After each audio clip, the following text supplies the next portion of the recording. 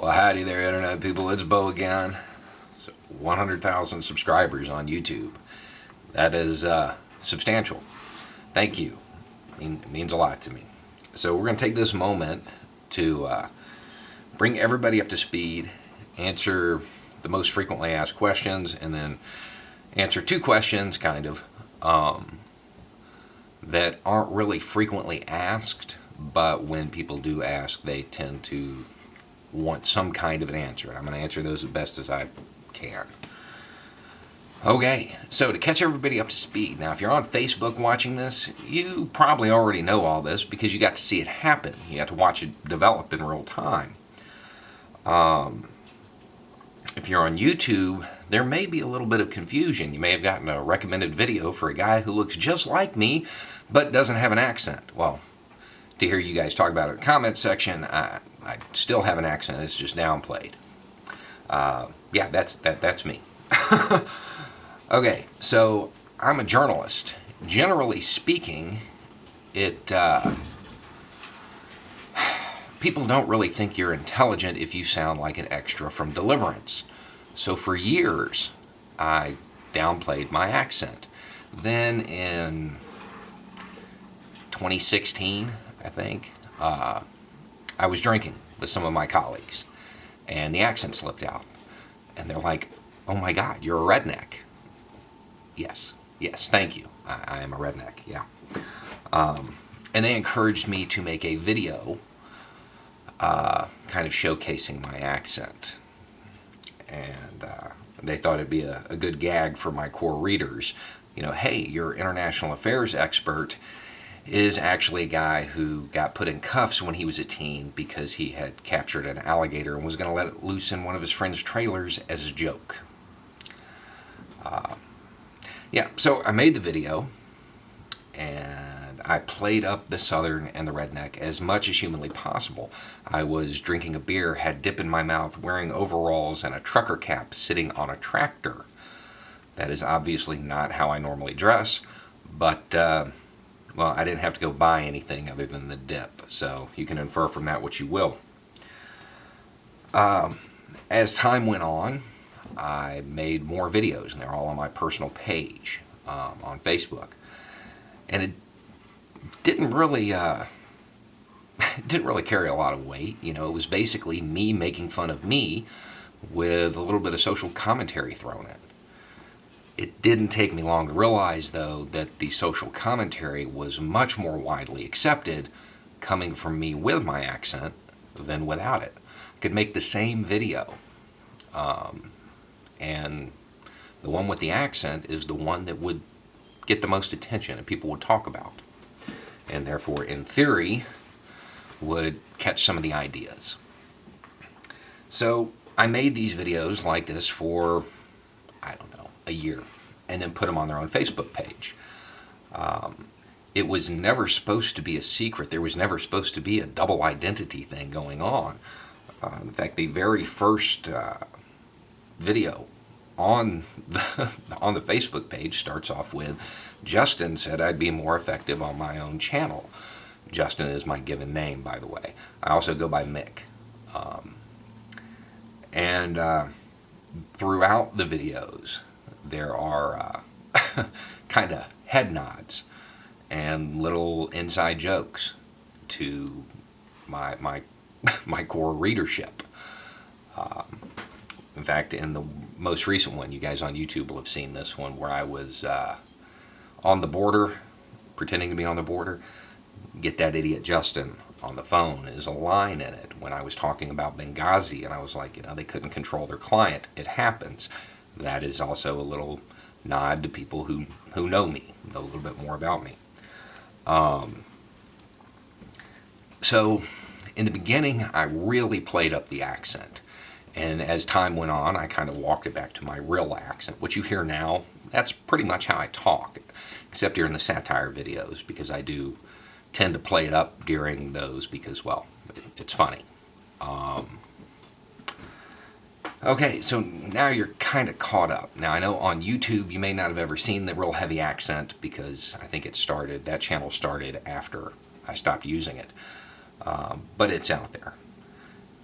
Now, the immediate follow-up questions to this are, are you really from the South? Yes, yeah, I'm really from the South.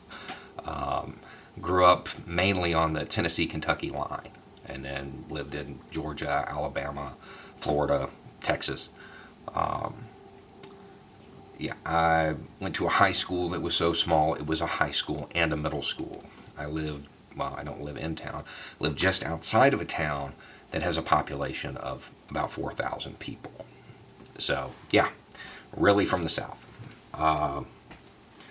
Okay, so now one of the questions that pops up, not one of the most frequently asked questions, but one of the questions that pops up kind of often: am I a convicted human trafficker? No, of course not. That's stupid. I'm a convicted alien smuggler. There is a difference. There is a difference. I know about the blog. I've read it. It is entertaining. Most of what is contained in it, like 95%, is utterly false. Fact check it. Fact check it.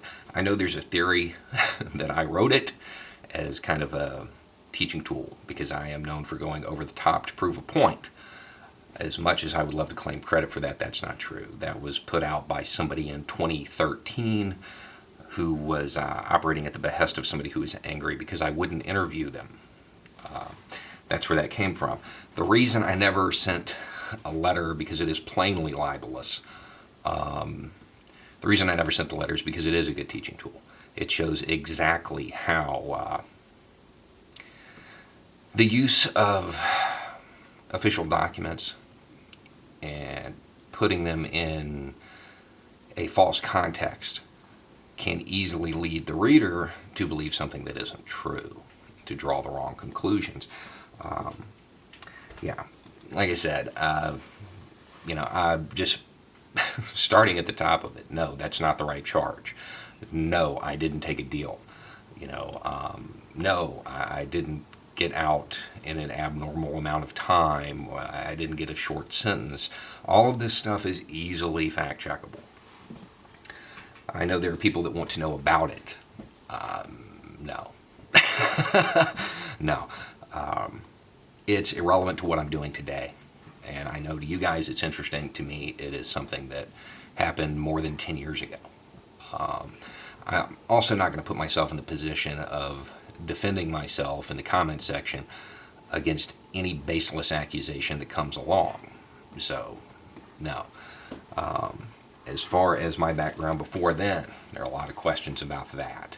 And I can give a little bit of insight. Yeah, I was a consultant, contractor, whatever term you want to use. I don't really care. I was always a civilian. This is something that comes up pretty often. Always a civilian. That doesn't mean your buddy lied to you, though. Your buddy may just have not known who I was. There are a number of people who are like, hey, well, my friend met you here. Maybe he did. But I wasn't active duty. Ever. There are people who are like, my friend says you were in this unit. No, I wasn't. May have been physically present with people who were from that unit. I was never in that unit. I was always a civilian. Always. Right now there are people from that community going, oh, you're one of those guys. No, I'm a literal farm boy, not a figurative one. I was never part of that organization either.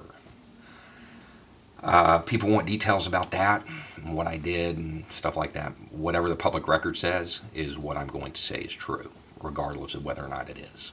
I think the reason that industry in particular is having so many problems and is looking around going, where are we going and why are we in this handbasket, is because people don't know when to shut up.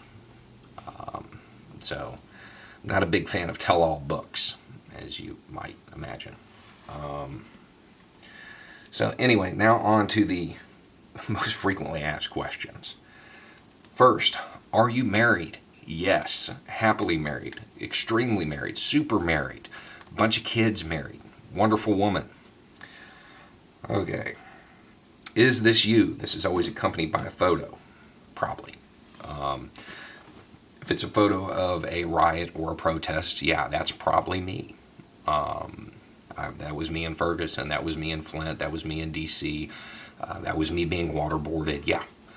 Some of that is my own personal activism. Some of that is because I'm a journalist and I go to these things.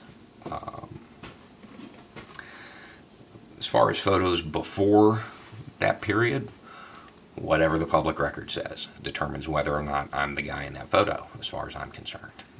I will comment on one set of photos in particular because they are being presented way out of context. There's a photo, two photos, of me and a certain former lieutenant colonel. Yeah, that is me in the photo. However, that is not some CIA super spook convention. That was him at a book signing, and I was handling the security. I was contracted by the venue. We're not like close friends or anything. I do believe that he would remember me, but solely because I thought he'd won his senatorial campaign, and I addressed him as senator, which is possibly the most embarrassing moment of my professional career. A lot of people have questions about him and what he's like. No comment. That is the industry standard. You don't comment on any of your clients. If you say something nice, even if you have something nice to say, if you say something nice about one and then no comment on another, the inference is that the person you gave no comment on is bad. So you simply no comment on everybody. Let's see. How can I help? And this is a general question about like how can you help the world? You don't have to go all militant, as you just found out. That may put you in a tight spot. Figure out what your skill set is. I assure you it's needed. Get out there. The hardest part is getting active. Once you get active, oh, believe me, you're going to have more to do than you can possibly imagine. You just have to figure out where you are needed. I would advise watching the series on how to change the world. Now this is a good one because the first couple of times I got this, didn't really know how to respond. It threw me through a loop. Most of the time it was very accusatory. I chose one that was phrased a little bit nicer. How is what you're doing any different than performance art? Now when I first got the question, I'm like, this is gonzo journalism. It's not performance art. Don't be crazy. And then I tried to actually spell out the differences, and it got really hard, especially considering I do satire at times. I don't know. You got me. It may be the same thing. The same thing. I try to convey fact rather than emotion, which was what I think most performance art tries to convey. But I don't know that that's a significant difference in the grand scheme of things. I would say that maybe gonzo journalism, especially now that we've moved to video, is a form of performance art. How can I help with TFC? The Fifth Column is a huge news network. Huge. Multiple websites. Find the one that's right for you. If you're a feminist, head over to Greed Media. If you want to cut your teeth on independent journalism, go to Pontiac Tribune. The main Fifth Column site is being restructured at the moment. In fact, I think the only thing going up on it is my videos. But it will be back online soon. If you want to delve into international affairs, head there. Even if you just want to make memes, reach out to them via their social media. Surprisingly common question, what are your dogs named? My dogs are named Baroness and Destro. Yes, after them. They're the bad guys in G.I. Joe. My German Shepherd is named Baroness. Baroness, the character, was an Eastern European woman. And, well, kind of fits. Destro was a silver-headed, black-bodied guy, and my silver-headed, black-bodied husky is named Destro. Why don't you show your whole t-shirt? Looks weird in the framing. It looks weird in the framing. That's really the only reason. I wish I could, because most of them are from the TFC shop and benefit charity. Let's see. How do you stay informed? Staying informed isn't the problem. It's getting informed to begin with that is the real issue. To understand what's going on in Syria today, you need to know what happened in Syria in 1991. So it's a whole lot of reading of history books before you can get to really understanding current affairs. But once you have that base of knowledge, it's really easy. So it's a lot of reading. I definitely think that reading in this case is better than YouTube videos because you can get more in depth and you can bounce around via the hyperlinks and get to where the information you need. Are you ever going to openly discuss your philosophy? I like to think I discuss my philosophy every day in these videos. I don't use that word. That word is very loaded. When you say that word, people picture teenagers in leather jackets with spiky hair throwing rocks at cops. That's not what it is. So I avoid that term. And it's become a running gag among people who know me. We're 200 videos in, and I've actually never said that word in any of them. And I'm not going to start now. I discuss the ideas. Do you script, and how many takes does it take? I don't script. I get a good idea of what I'm going to say, and then kind of shoot from the hip. That's why sometimes my delivery is a bit off. How many takes? I can get it done in one as long as nothing crazy happens. An animal comes in or I get a little fired up and cuss. You probably noticed I don't cuss in my videos. I just don't think this is the appropriate venue to talk the way I sometimes do. And then another one, what kind of music do you listen to? I'm actually going to put together a playlist and as soon as I stop filming this. So there you go. You're caught up. And you've got the frequently asked questions answered, and then a couple of bonus questions is answered as best I can. I know that some people are going to want more information. It is what it is. It was a long time ago. It's not relevant to what I'm doing today, and I don't. Ideas should stand and fall on their own. Ideas should stand and fall on their own. I don't think that the message should be clouded because somebody did something you think is cool or something that you hate. It shouldn't matter. The information is there. That's what matters. That's what I'd like to focus on rather than my personal history. That's one of the reasons I don't talk about it is because normally once it comes up, that's all people want to know about. And it kind of derails any meaningful conversation. Guys, thank you. You probably don't know what this means to me. I really appreciate y'all hanging out there with me. Anyway, it's just a thought. Y'all have a good night.